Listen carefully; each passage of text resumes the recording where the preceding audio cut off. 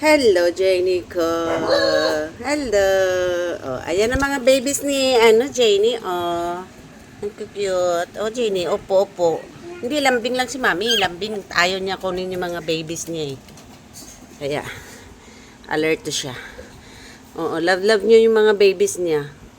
Minsan nga, kinukuha ko yung babies niya, tinatago ko. Nagagalit siya. Minsan naman nagagalit. I mean, yung hinahanap niya kaagad yung mga anak niya. Ayan. Ay, Jenny ko. Oo. Bakit? Kumain na? Kumakain na kayo? Oh, yung isa, oo. Bakit? Oh. Ano na? Yung mga babies ni Jenny ko, maldita yan. Hindi na pwede magbuntis. Kasi natatakot si Mami. Naku, mahal pa naman ng CS.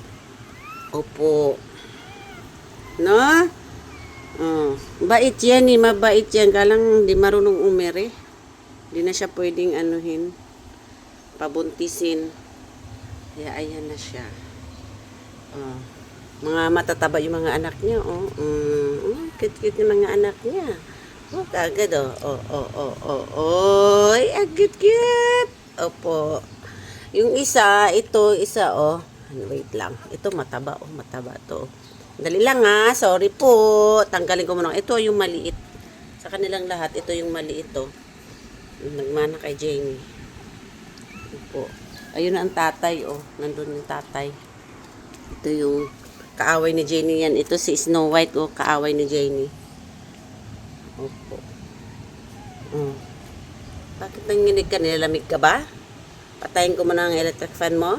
Ha? Yan si Jenny ko. Sorry po. Balik ka na doon. Didi ka na. Ayaw niya kinukuha yung mga anak niya. Halika.